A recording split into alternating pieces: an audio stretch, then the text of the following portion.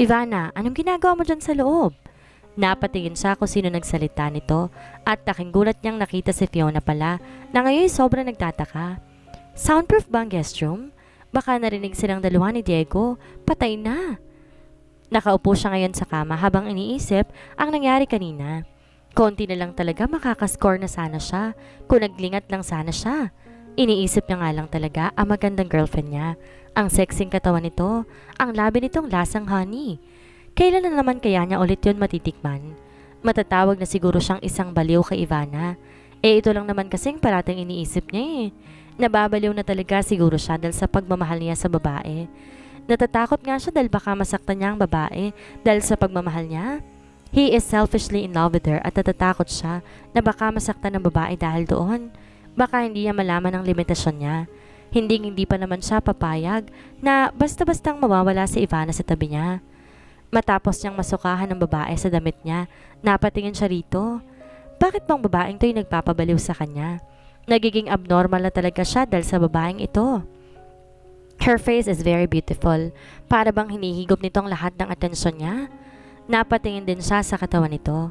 Simple lang ang suot nito pero she has a type of body that could make you feel insane. He can't help it.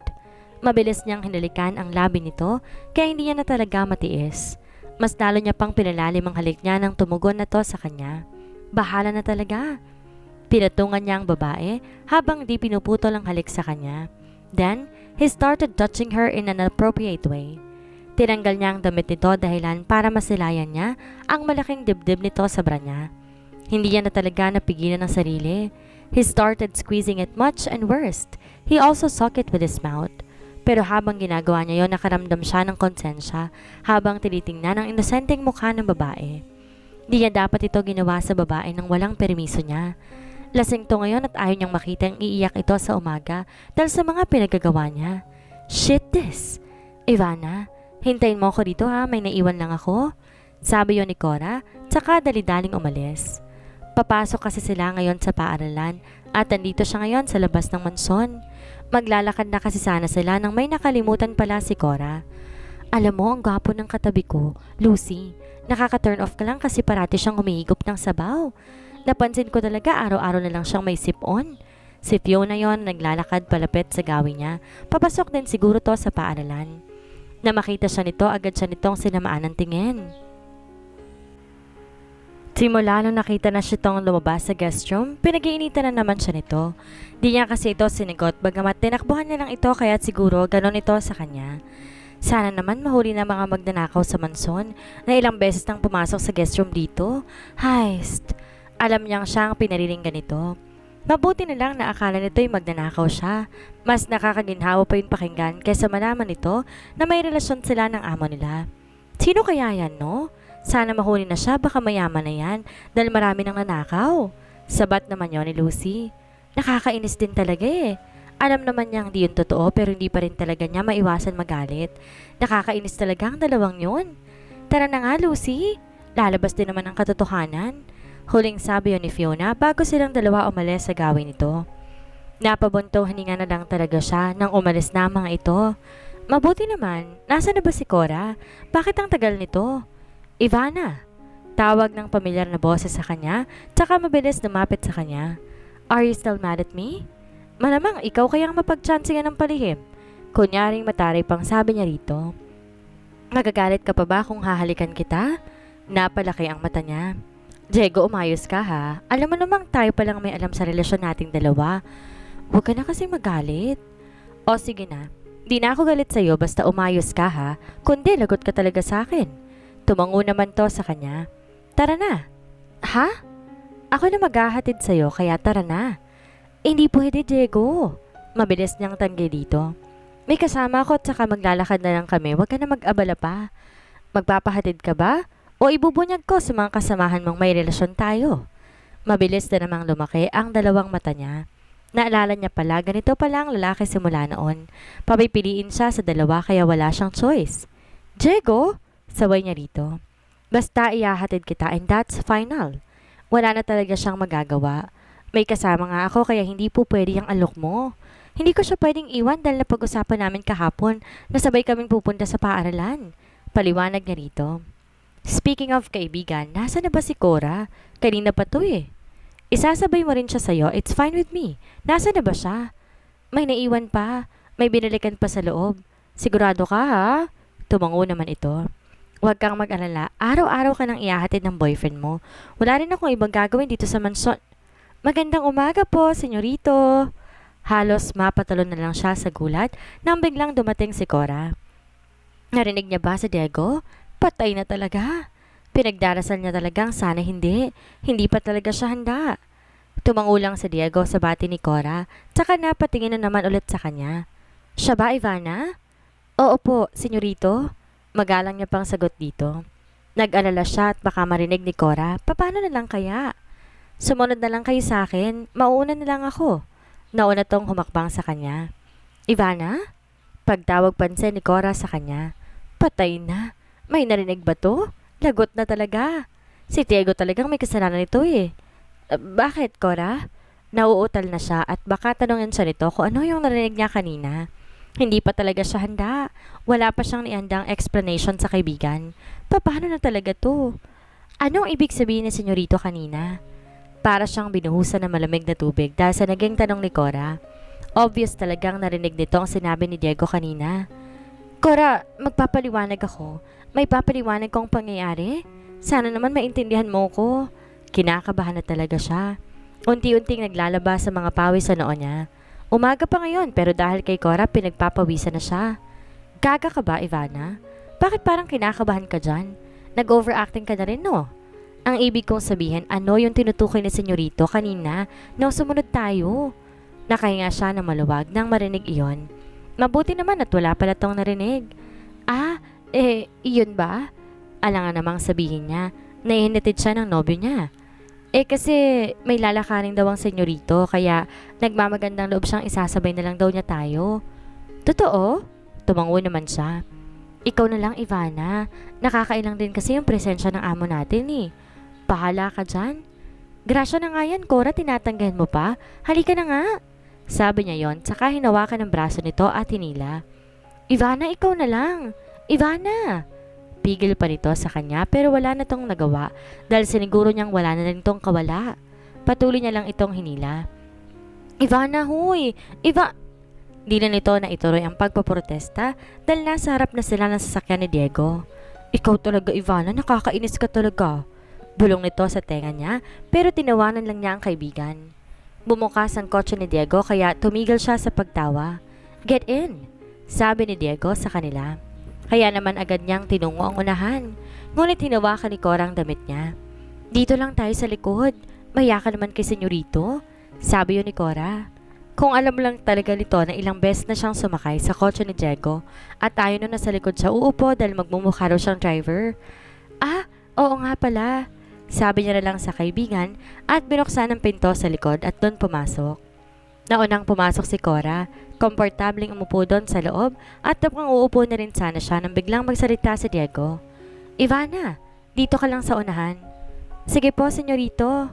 Sagot niya at saka lumabas muli sa kotse at sinarado ang pinto sa likod. Agad din siyang pumasok doon sa unahan at umupo sa tabi ni Diego. Napatingin siya sa likod niya. Nakatingin din pala si Cora sa kanya. Ramdam niya rin na iilang talaga ito sa loob ng kotse. Halatang di talaga ito komportable sa presensya ni Diego. Ganon din naman siya. Dito. Si Diego pala habang sinuot ang seatbelt niya. Bakit parati na lang niyang nakakalimutan ang seatbelt? Nasaksihan pa tuloy ni Cora ang pangyayari, baka ako ano pa ang isipin nito. Seatbelt, babe. Salamat po, senyorito. Mabilis niyang putol sa sinabi nito. Ngunit di pa rin umalis si Diego malapit sa kanya. Sa halip, tumitig lang ito sa kanya. Kaya mabilis niya itong itinulak. Bakit pa kasing dito nag-iingat eh? Okay sana kung sila lang dalawa pero nasa likod si Cora. Tumikhim siya. Okay na po. Salamat nga po pala ulit. Ngunit hindi siya nito pinansin.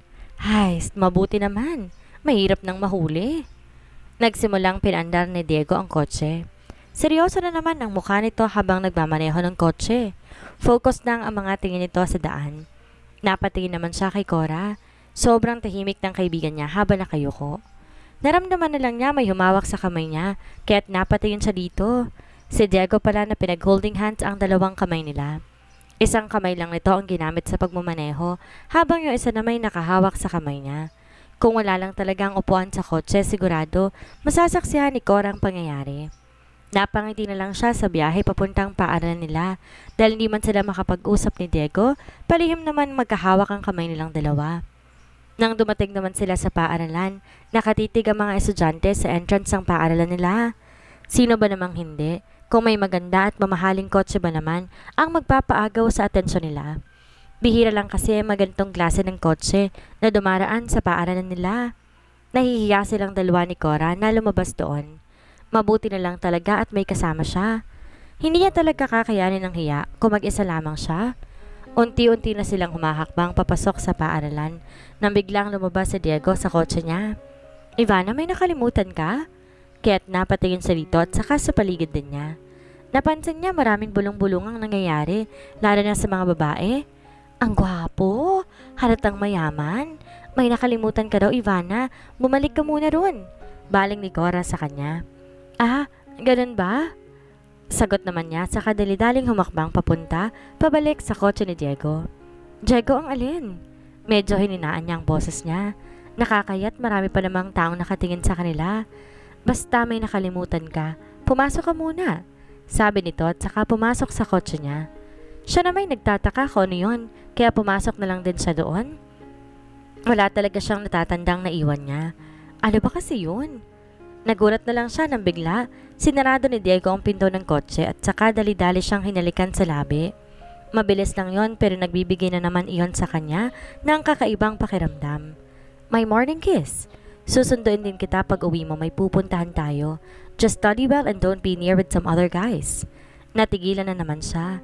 Nakalimutan niya pala na may ibang serbisyo pa pala siyang aatupagin at yon ang bigyan to ng morning kiss araw-araw. Char lang. Pero kinikilig talaga siya sa inaasa ni Diego mula na magkaroon sila ng relasyon. Aalis na ako, Diego. Paalam niya dito. Anong oras pala matatapos ang klase mo? Siguro mga 4:00 ng hapon. Okay, babe. Take care.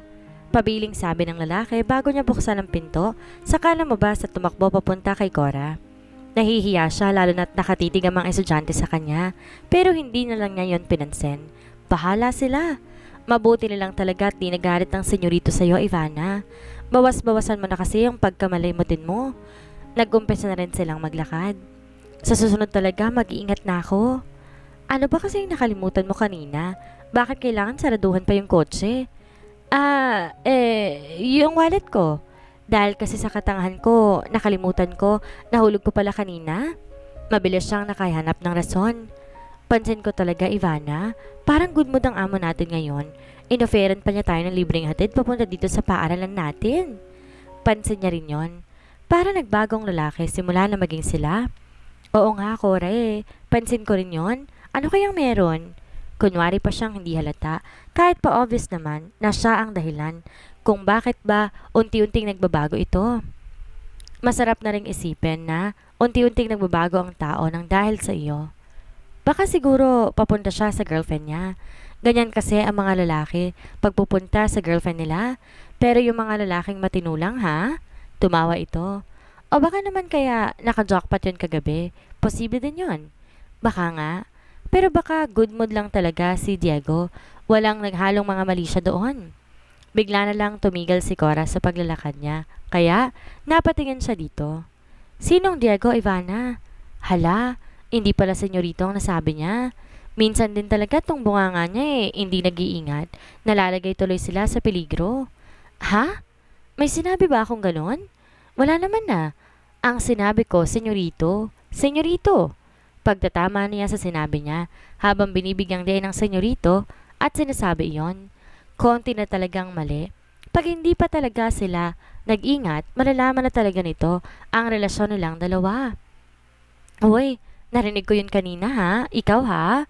Baka tahimik ka lang dyan pero lingid sa kaalaman ko inaksyonan mo na pala yung amo natin. Biro nito sa kanya. Sa kabilang banda, hindi rin talaga tama na paglihiman niya ang kaibigan niya. Pero masisisi rin ba siya kung di pa siya handa para harapin yon? Paano na lang kaya kung darating ang araw na aksidente nilang malaman ang relasyon nilang dalawa ni Diego? Hindi ako ganun, no? Unahin ko muna ang pag-aaral ko bago ko papasok sa mga ganyan. Marami pa akong pangarap sa buhay, Cora. Baka lang ha. May pangarap-pangarap ka pa dyan pero baka mabalitaan ko na lang. Buntis ka na pala after a month. Bumalakak ito ng tawa pero napatigil siya at sumeryoso ang mukha niya. Ilang beses na rin nangyaring malapat na niyang ibigay ang sarili kay Diego. Paano kung tuluyan niya nang maibigay ang sarili at baka mabuntis siya? Hindi sa pinag-overthink niya ang sarili niya pero ang bilis na talagang madala sa tukso at mabilis din siyang bumigay kung si Diego. Konting halik lang naman kasi nito ay parang nababaliw na siya. Joke lang yon ha? Ang seryoso mo naman kasi Ivana eh. Siyempre alam ko naman kung anong klaseng babae ka. Hindi ka kagaya sa akin na ang bilis lang madala sa tukso. Ayan tuloy napahamak. Pero mabuti na lang talaga at nangyari iyon. Nang dahil sa ganon, aware ako sa mga mangyayari sa akin kung sakaling uulitin ko pa yon. Pinagsisihan at iniyakan ko na yon. Hindi niya alam pero parang nahihiya siya sa sinabi ni Cora. Ganong babae pa rin ba siya? Yung babaeng hindi basta-bastang bumibigay, tsaka yung babaeng hindi basta-bastang nagpapadala sa tukso. Wag na nga natin yung pag-usapan. Yun lang ang naging sagot niya. Dahil parang hindi siya komportable sa pinag-uusapan nila. Hindi niya talaga alam pero nararamdaman niya ang kakaiba at pagkalito. Tapos ng klase niya kaya't lumabas siya ng paaralan at pumunta na doon sa gate ng paaralan. Nauna siya kay Cora dahil hindi naman pareho ang schedule nilang dalawa at saka ayon dito mamaya pa raw siyang alas 5 uuwi. Nasa tapat pa lang siya ng entrance, tanaw na niya ang magandang sasakyan ni Diego doon, malapit lang sa waiting area ng school. Maraming nakapark doon na may mga motor at saka mga kotse rin, pero nangingibabaw talaga ang mamahaling sasakyan ni Diego sa lahat. Tinotoo talaga nito yung sinabi niya na susunduin daw siya nito. Agad din naman siyang nagmadaling pumunta roon. Mahirap na naman kung may makapansin sa kanya na pumasok sa sobrang makaagaw atensyon na kotse ni Diego dahil baka maging usap-usapan siya. Sobrang ayaw niya nun. Di niya na inintay si Diego lumabas pa. Agad na niyang binuksan ang pinto saka dali-daling pumasok. Na makapasok siya, mabilis din niyang sinara ito. Bumungad naman sa kanya si Diego. Nakaupo habang hawak ang cellphone nito. "Hi babe!" Bungad na sabi nito sa kanya. "Pasensya na talaga ha, Diego. Dire-diretso lang akong pumasok dito. Kanina ka pa rito?" Tanong niya. Ang gwapo na naman ito. Sa suot nitong gray na t-shirt saka jeans. Di naman masyado. 3:40 na naman kasi nang dumating ako rito eh. Mabuti naman. Hindi mo naman ako kailangan na ihatid sundo, Diego. Baka may trabaho ka o may ginagawa ka. Oo nga, baka may ginagawa ito. Pero sinundo pa rin siya kahit busy to. Wala naman.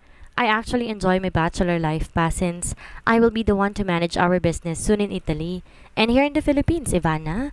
Paliwanag nito. Aalis na rin pala ito pag siya na ang magmamanage sa negosyo nila. So aalis ka na nga sa mansyon. Tsaka matagal-tagal naman kung magbabakasyon ka. Malungkot niyang tanong dito. Hindi pa yun nangyayari pero nakakalungkot isipin yung hindi na niya makikita pa ang lalaki. Parang gano'n na nga. Ibig sabihin pala, darating din ang araw na maghihiwalay din tayo sa isa't isa. Malungkot niyang sabi dito. Marami pa naman nagbe-break sa mga relasyon na NDR. Gaya nung kapitbahay nila noon na nag-abroad yung babae, tapos yung asawa niya pa ng lalaki may iba na pala nung umuwi siya. Mahirap din kasi ang relasyon na magkalayo ang komunikasyon ninyo sa isa't isa. No, I would not let that happen, Ivana. Pero aalis ka, Diego. Aalis tayo, Ivana. You would be coming with me in Italy. Nakaplano na sa isip ko ang lahat na mangyayari, kaya huwag ka nang mag-alala. Kung sakali mang darating ang araw na yon, alam niya sa sariling hindi niya may iwan ang pamilya niya at ang pag-aaral niya. Ayaw niya na malayo sa pamilya niya pero ayaw niya ring malayo si Diego sa kanya. Pero kung sakaling mangyari man yan, paano ng pag-aaral ko dito, Diego? Everything is perfectly planned, Ivana. Don't worry. You will continue your studies in Italy. Tsaka doon na rin tayo magtatayo ng sarili nating pamilya. Pasensya na, Diego, pero hindi ako siguradong sasama sa'yo. Di talaga pwedeng basta-basta na lamang siyang sasama sa lalaki. Bago naging sila, may sariling buhay na siya rito. Sasama ka sa akin, sa ayaw at sa gusto mo, Ivana. And that's final. Don't ruin my plan, please. This is for the both of us. Napahitahimik na lang siya. Hindi pa rin talaga siya sigurado. Wag na muna natin yan isipin, Ivana. Sa ngayon muna tayo mag-focus. Sinimulan nitong paandarin ang sasakyan niya. Sa pagkakataong din yon, hindi niya nakalimutan ang seatbelt. Naalala niya suotin yon kanina. Tahimik lang siya sa biyahe. Iniisip niya talaga kung ano ang mangyayari sa kanya sa susunod. Call it selfish pero may parte rin sa kanya na ayaw paalisin ng lalaki. Pero hindi ito po pwede. May sariling buhay din to at siya rin. Di porket may relasyon silang dalawa, basta-basta na rin niyang pakikialaman ng buhay nito. Habang nag-iisip siya, napansin niya na lang na maling daan na palang tinatahak ni Diego. Sa kabilang kali ang papunta sa mansyon, bakit lumiko sa ibang direksyon? Diego, maling daan tong nilikuan mo. Sa kabilang kali lang ng papuntang mansyon. Pagpapaalala niya dito. I know, may pupuntahan tayo. Naalala niya, bago pala siya pumasok sa paaralan, pinalalahanan siya nitong susunduin siya nito dahil may pupuntahan daw sila. Saan naman, Diego? Sa lugar kung saan walang distorbo sa ating dalawa. Don't worry, you're safe with me. Saan naman kayang lugar na yon? Ibang klase na rin tong sa Diego. Niliko ba naman siya sa ibang direksyon?